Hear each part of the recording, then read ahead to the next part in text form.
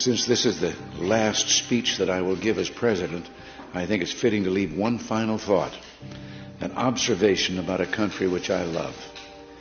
It was stated best in a letter I received not long ago. A man wrote me and said, "You can go to live in France, but you cannot become a Frenchman. You can go to live in Germany or Turkey or Japan, but you cannot become a German, a Turk, or Japanese.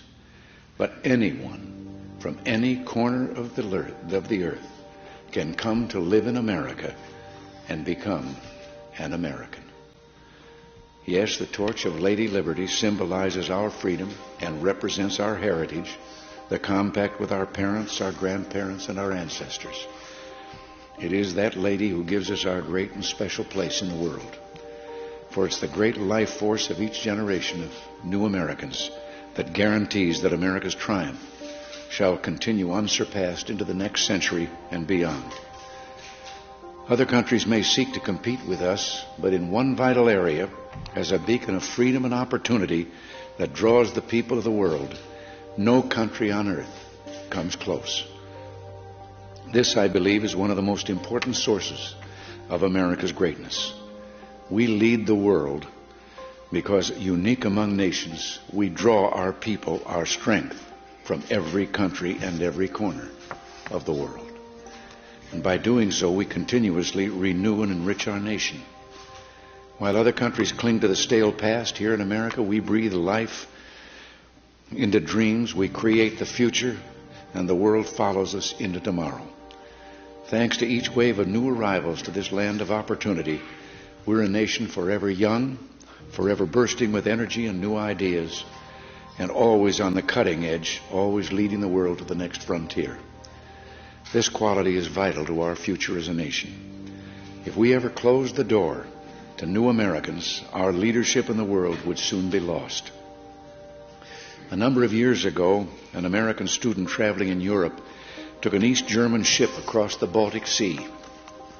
One of the ship's crew members from East Germany, a man in his 60s, struck up a conversation with the American student.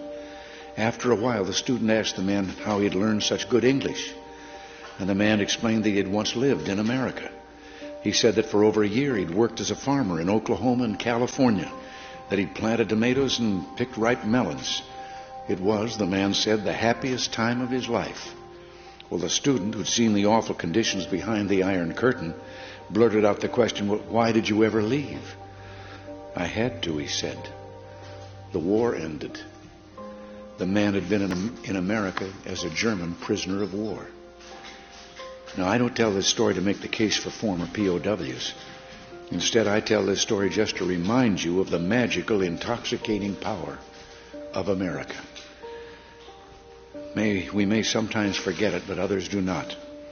Even a man from a country at war with the United States, while held here as a prisoner, could fall in love with us. Those who become American citizens love this country even more. And that's why the Statue of Liberty lifts her lamp to welcome them to the golden door. It is bold men and women yearning for freedom and opportunity who leave their homelands and come to a new country to start their lives over. They believe in the American dream, and over they make it come true for themselves, for their children, and for others. They give more than they receive, they labor and succeed, and often they are entrepreneurs. But their greatest contribution is more than economic, because they understand in a special way how glorious it is to be an American.